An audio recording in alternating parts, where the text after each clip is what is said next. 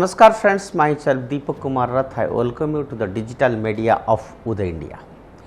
Today in India Things, I will speak about the situations in Kerala, and you will know that India, the most populated and 7th largest country in the world, has become great economic force after emancipating from country's long colonial rule. And India is at a turning point in its history, and it has a strong democracy, 28 states, 8 union territories, and the 5th largest nominal GDP and 3rd largest GDP purchasing power parity economy in the world. India is a shining example of stability and resiliency in the face of economic uncertainty around the world. It is quite amazing how India's economy has grown from a state of extreme poverty in the 1940s to one of the prosperity. India's GDP as of August 2023 was 7.8%, which is impressive in compared to other major global economies, but slightly below the RBI's projections. Leading rating firm Moody's increased its prediction for India's GDP from 5.5% to 6.7%, citing strong economic growth and quick infrastructure improvements. But today, in the era of Revadis, the fiscal health of many states in India is going down, and they are invariably blaming the central government for this.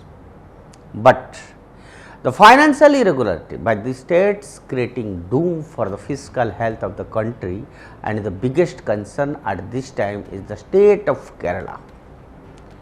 Friends, unsettlingly, it is well known that the Kerala government is experiencing severe financial crisis. The state is inherently bankrupt due to the government's inability to fulfill its payment obligations and schedule, making the situation relatively unique. However, the only reason still runs is the exceptional privilege that allows state governments to stay in power even in cases where they are unable to fulfill their duties. Actually, the decision by the center to lower the state's borrowing ceiling has caused tension between the Kerala government and the center.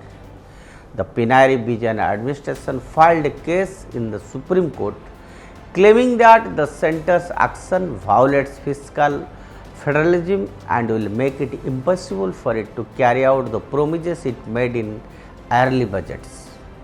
And in response, the center asserted that it had not reduced the borrowing cap and that the Kerala financial crisis was caused by the state government's mismanagement and extravagance.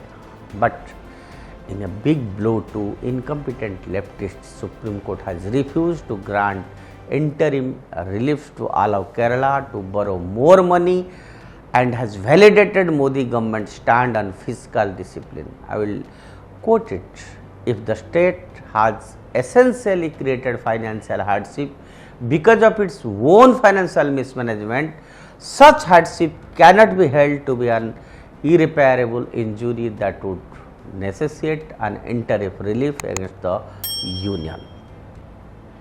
These are the hard and factual facts, words in the judgment by Suryakant K.V. Viswanathan. Apart from these hard words, let's check out the facts related to state fiscal economy and fiscal responsibility. States are given fiscal autonomy under Article 293 of the Constitution, that also requires them to borrow money only from within and only causing states using the state's consolidated fund as collateral. The Fiscal Responsibility Acts of each state define the borrowing limits for the states. The Fiscal Responsibility and Budget Management Act 2003 that came into effect from 2003 govern all of the interactions between the federal government and the state governments. It envisages, I will quote, providing for the responsibility of the central government to ensure intergenerational equality in the fiscal management and long-term macroeconomic stability, greater transparency in fiscal operations of the central government and conducting fiscal policy in a medium-term framework, and for matters connected therewith for incidental thereto. I will unquote. In its Supreme Court case, the Kerala government argues that by modifying the Fiscal Responsibility and Budget Management Act FRBM 2003 to lower its borrowing cap, the centre is violating its right to fiscal autonomy in order to reduce the fiscal deficit to below 4.5% of GDP by 2025-26. The centre last modified the act in 2022. There is much legality involved in this matter.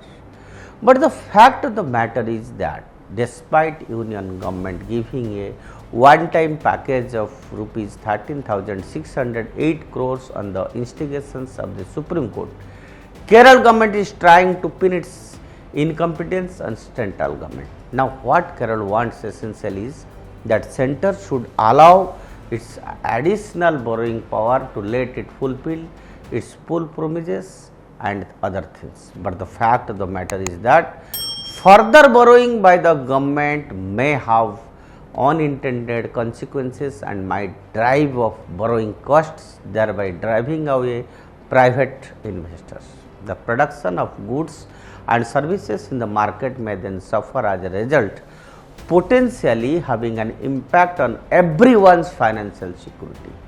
The state government's borrowings are closely related to countries' creditworthiness on the global market, since the central government borrows money from abroad and lends it to the state governments. Therefore, the Union of India contended that if these borrowings by the state governments remain unregulated, it could have an adverse impact on the macroeconomic expansion and stability of the country as a whole.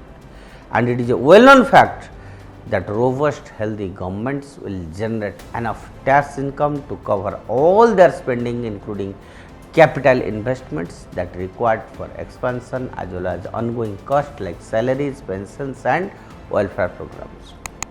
The government's financial situation will improve with increased tax receipts. It's simply economics, but the left government of the Kerala is still living in Soviet era and now, like Soviet Union, is on the brink of collapse. Chief Minister Vijayan has long accused Narendra Modi Sarkar of purposefully stifling Kerala's economy by preventing further borrowing.